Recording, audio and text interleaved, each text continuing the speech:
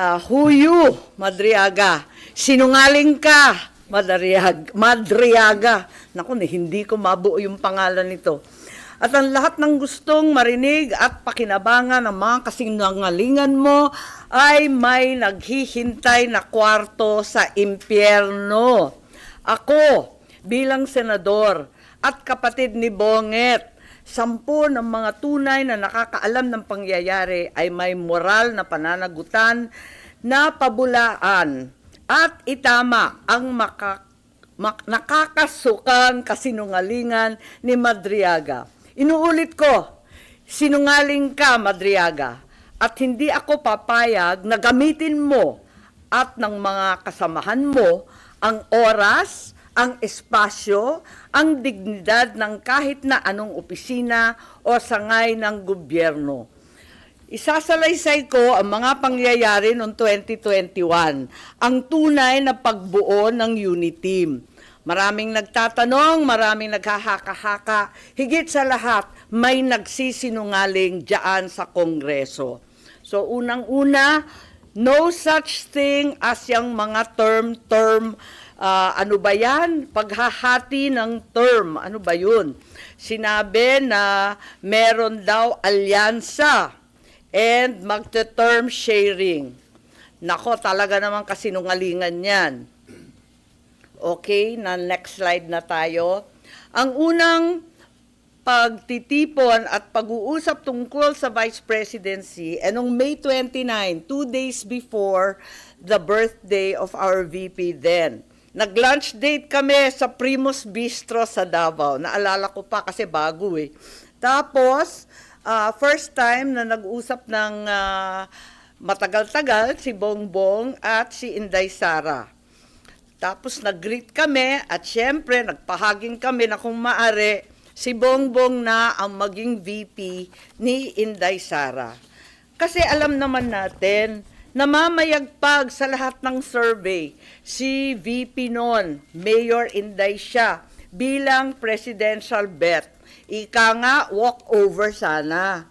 Kasi nakaupo pa yung tatay niya at napaka-popular niya mismo. Ngunit nung August 5, maalala ninyo, sinabi ng PDP Laban, ine-endorso si Bongo and Rodrigo Duterte as VP. Yun ang official statement. Pero ang walang hiyang Madriaga na yan, ang sabi a few months before November 21, nakumbinsi ni Bongbong si PRRD na si Inday ang maging VP sa kanya. Hindi ko talaga maintindihan ang pinagsasabi niyan. Maliwanag na ang PDP may sariling lakad, may sariling mga kandidato, hinding-hindi si Bongbong. Nag-umpisa kami mag-usap-usap sa isang GC noong September 7. Nag-uusap na kami, pero nag-decide ako, mag-GC na tayo. At sa awa ng Diyos, kahapon, sa yamot ko, sa inis ko, dyan sa sinungaling na yan, na hanap ko ang aking lumang cellphone, andito. At as usual, Samsung na may note, at nakita ko yung aming pagte-text, yan, nabuo ang isang grupo, kasama ng ilang kamag-anak, na kamag-anak rin ni Inday, kamag-anak rin namin. Makikita nyo, September 8, dineklara na Go Duterte na ang standard bearer. Walang Bongbong, walang Sara. Ang sinungaling talaga. Pagkatapos, September 10, sabi nga, duda na si Presidente o si Sara ay tatakbo. Sinabi ni Mayora noon na silang mag-ama may deal. Isa lang ang tatakbo sa kanila sa national. Hindi ko maintindihan ang mga claim nitong taong ito. Tapos, in-endorse, September 19, magulo. Magulo talagang panahon na yun eh. Si Pacquiao naman ang in-endorso. September 28, nag-usap-usap kami sa bahay. Andyan si Bongbong, yung kamag-anak namin, si Mike Acevedo Lopez, kamag-anak namin ng mga Duterte. Hindi ko maintindihan, may lola yung nanay ko na lola rin ni PRRD. Ang sabi, Bongbong will file Ako to, text ko to, nakita ko eh. He will file October 6 as instructed. Pero sana somebody will file as his VP. Kasi nakakatawa naman, walang katandem. Yun ang pinapaliwanag ko kay VP Sara Mayora noon. Still hoping you will run and he will slide down to VP ASAP. Ewan, ganon. Ngayon, ang sagot naman ni VP, tulad ng sinabi niya sa media, naku, ang usapan namin ni PRRD, VP na siya sa PDP, ako, mayor na. At yun nga ang nangyari. The same day, VP Sara, then mayor, filed her COC as Davao Mayor. Diba, nangyari yon. Pagkatapos, eto, October 6, si Bongbong nag-file candidacy for president at ang maliwanag, mag-isa lang siya. Kasi eto nga, inaasam-asam namin na si Mayora pa rin ang kanyang katandem. Pero itong Madriaga dyan sa Congress, sabi niya na si PRRD daw, sinabi sa kanya noong November 21 na si BBM tatakbo at si Sara ang VP. Anong kasinungalingan yan? October 6 pa lang nag-file na si Bongbong na mag-isa. Kaya magtataka ka talaga. Maalala po ninyo na nung pagkatapos nun, ayan na yung kay Bato. Maalala ninyo, biglaan pinatakbo si Bato at para siyang seat warmer lang. At ang inaakala ng tao si Bongo at saka si Presidente Duterte ang kanyang VP. Huwag nilang ginugulo ang kwento. Talaga naman, maliwanag to. Hindi ko maalala ito pagkat hindi ako sang-ayon. Ang nangyari sa October, pag-file ni Bongbong, pinatawag siya ng PDP sa palasyo. Yun ang totoo. Hindi yung sinasabi ni Madriaga na kaming magkapatid, pumunta kay PRRD para mag-term sharing deal. Walang ganon, walang alam si PRRD kasi nungalingan yun. Ang nangyari, nung nag-file si Bongbong, tinanong siya ni PRRD, tatakbo ka ba? Tapos sabi niya, oo, nag-file na po. Nandun yung PDP, si Alcusi, si Bongo, si Medialdea yata. Wala ako Kasi ayokong pumunta si Bongbong, sabi ko sa kanya, hoy, wag kang pupunta dyan. Sabi niya, nakakahiya naman ang nagpapatawag sa Pangulo. Sabi ko, kukuyugin ka lang ng PDP, pipilitin kayo. Wag ka nang pumunta. Tapos, napakiusapan yata at pumunta siya nung una. Second time, pumunta rin siya. Pinatawag na naman siya kung talagang ayaw niya. Dalawa lang option. Manatili siyang presidente, pero ang kanyang vice president si Bongo, ang buong cabinet hawak ni Bongo. Parang ganun yung kwento. Hindi ko maalala kasi yun nga, hindi naman ako sang-ayon doon sa pagpunta niya. Tapos, yung isang option, Bongo for president, si Bongbong na lang ang vice. Parang gano'n ang pinag-uusapan ng PDP. Si Presidente, tinatanong ko si Bongbong, anong sabi naman ni PRRD? Sabi niya, wala naman sinasabi masyado, sinabihan na lang akong good luck kung tatakbo ka. Parang gano'n. Sabi ko, umuo ka ba o hindi? Sabi niya, ano pang gagawin ko? Di umuo ka. Wala naman siyang imik. Later on, ang pagkasabi ng mga PDP, parang nagkasundo na daw sila ni Bongbong at naonse raw sila. Pero wala ako doon. Kwinento lang ni Bongbong, pagkatapos ng meeting niya, pumunta sa bahay namin. Ngayon, tuloy-tuloy, pursigido pa rin ako na si VP Sara ang maging katandem ni Bongbong. Kinukulit ko siya. Tapos, nung bandang October 27, kasi nga nabalitaan, na pinapatawag ng PDP si Bongbong, nagtatanong, sure ka ba na aatras si BBM sa PDP talks? Ayan, andito sa telepono ko. Andyan, nakikita ba? Ayan. Oo nga, grabe sa media. Hindi ko naman iniinsulto yung PDP, pero tapos na yung mga salita-salitang ganyan. Tapos, ang sabi ni Mayora noon, duda ko, mahina akong vice president. Sabi ko, mahina kang vice president kasi gusto naming lahat president ka. Magpa-survey ka. Kaya nahanap ko nga, andito pa, pinaprint ko ulit yung mga survey.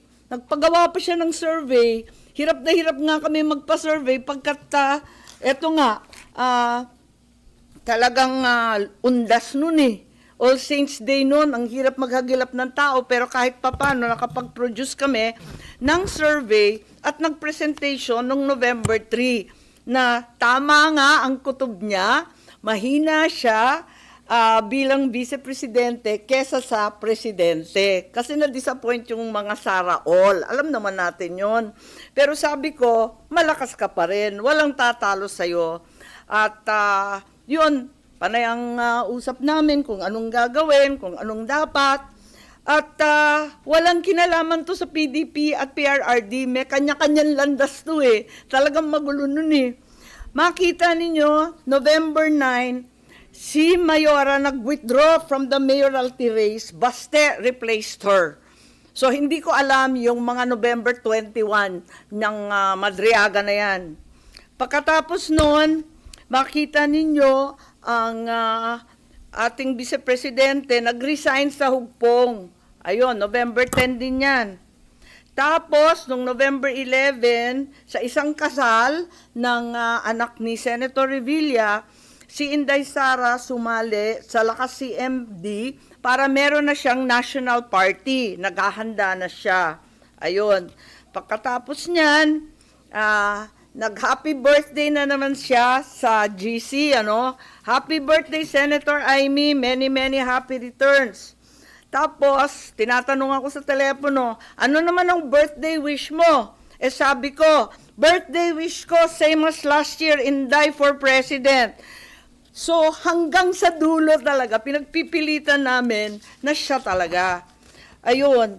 Tapos, November 12, ang liwanag naman ng statement ng aking kapatid, no to possible term sharing. Kaya tumigil ang mga nagchichismis ng kalokohan.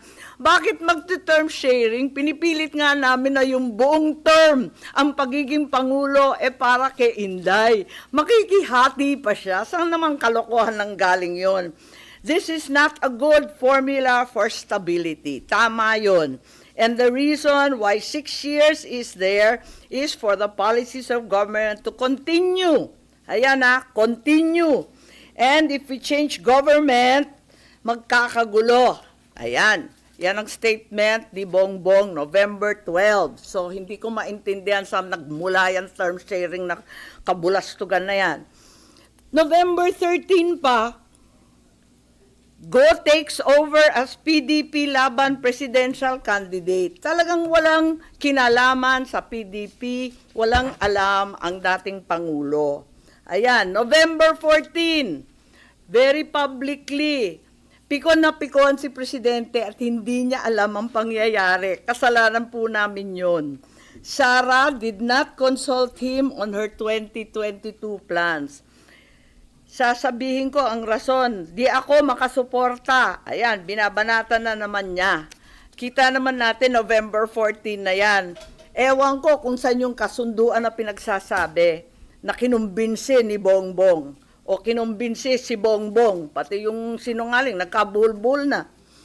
I'm sure yung pagtakbo, desisyon ni na Bongbong. Totoo naman, ang kulit-kulit kaya namin. Tapos, November 16, sabi ni Nograles, wala nang Duterte go. November 16 din, talagang nag-iisip na kami ng kampanya kasi pumila na eh. So doon sa group chat, makikita ninyo, I like unity, power tandem yan. Sabi ko, uniteam. Tapos sabi, only team. Okay, ilabas ko na to. Uniteam na tayo.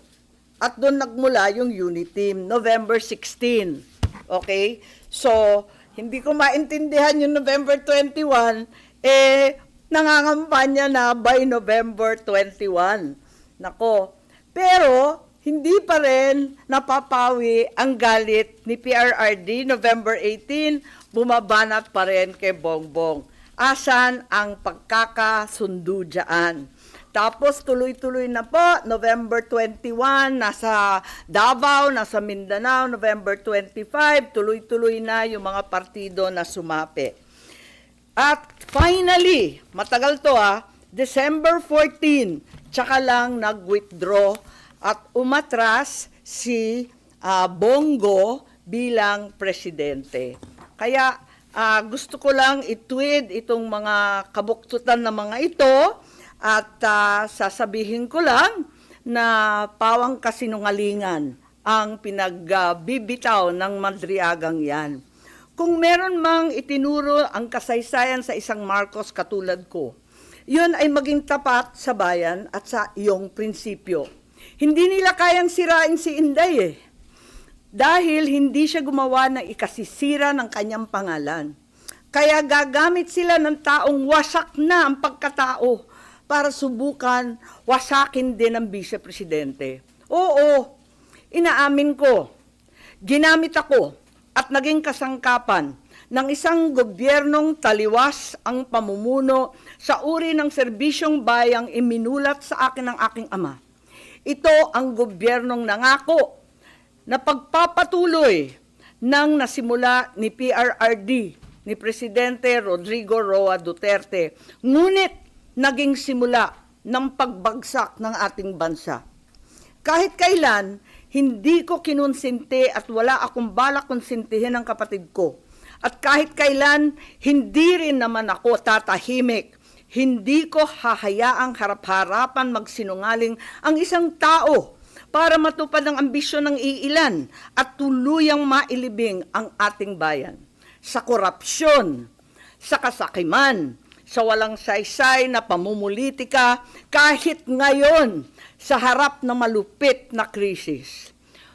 Bongbong, Pangulong Marcos, alam mo ang katotohanan. Andun ka, magkasama tayo. Kung hindi mo ito ipinag-uutos, walang dahilan para hindi mo itama ang kasinungalingan na ito.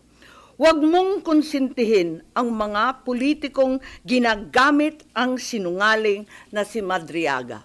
Yun lang po.